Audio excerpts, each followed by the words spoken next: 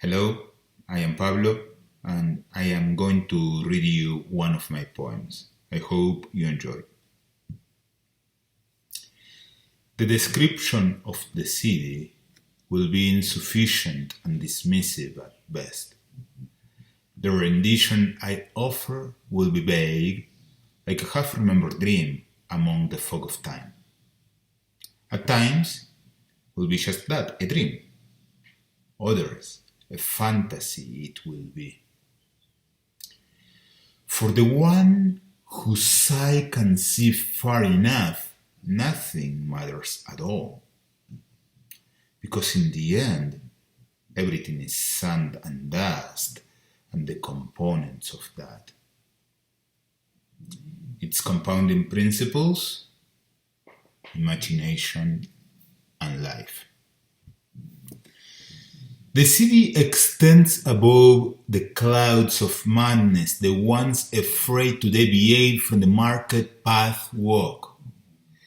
It flourishes among the desperation that fear produces when it awakens the dreamer in the middle of the night to reveal the warm bed, the cherished lover, the parent consoling the panting heart.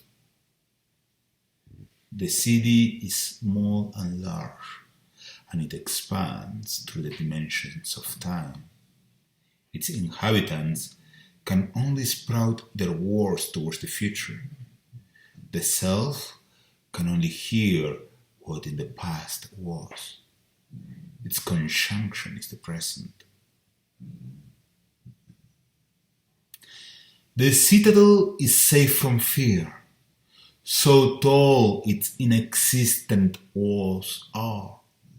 Their citizens have opened their eyes. Sometimes they dream, but they only do so to act. Its dwellers came from near and far, but for the most part near, because they are. The mundane problems of this war, they are not afraid of them. Oh, the money. Oh, the resources. Imagination. Imagination!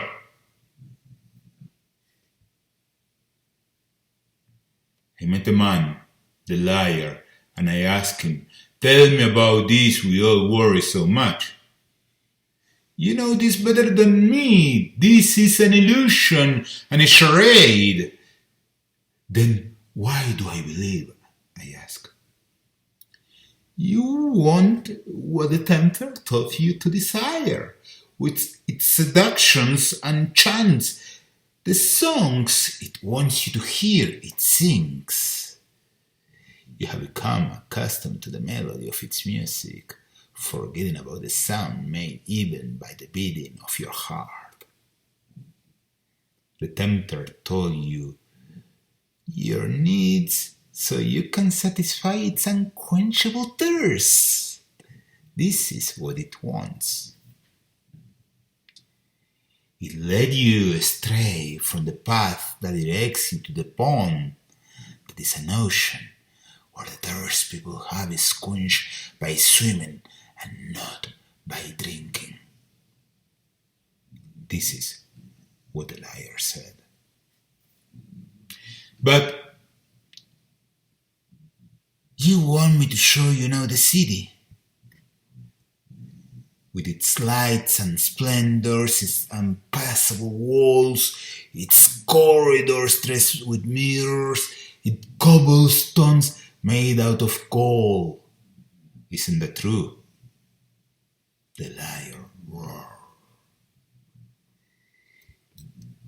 He laughed a hysterical laugh.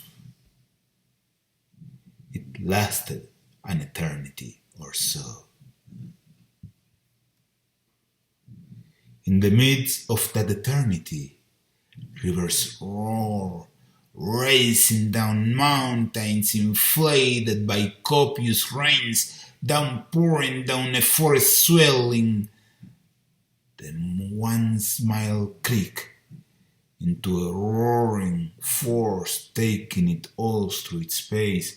It roared, ran, fell, mocked me.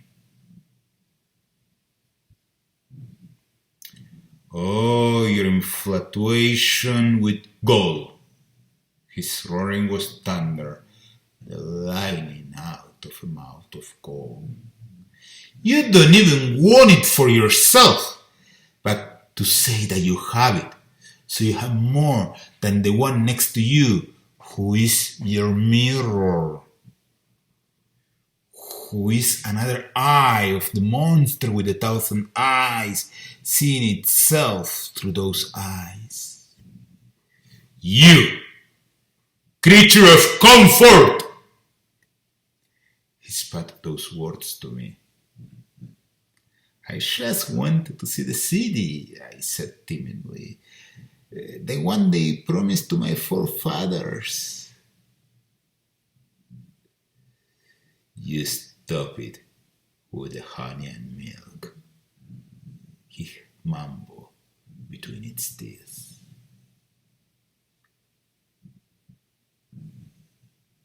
The city was built of the intersection of dreams and nightmares.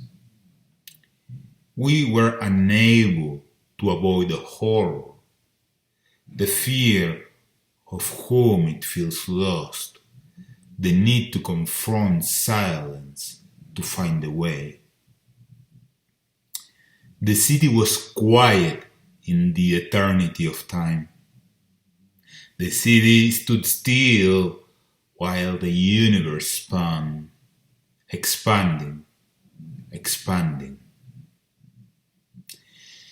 If you could quiet your mind, you could appreciate its silence in the moments of worlds and words.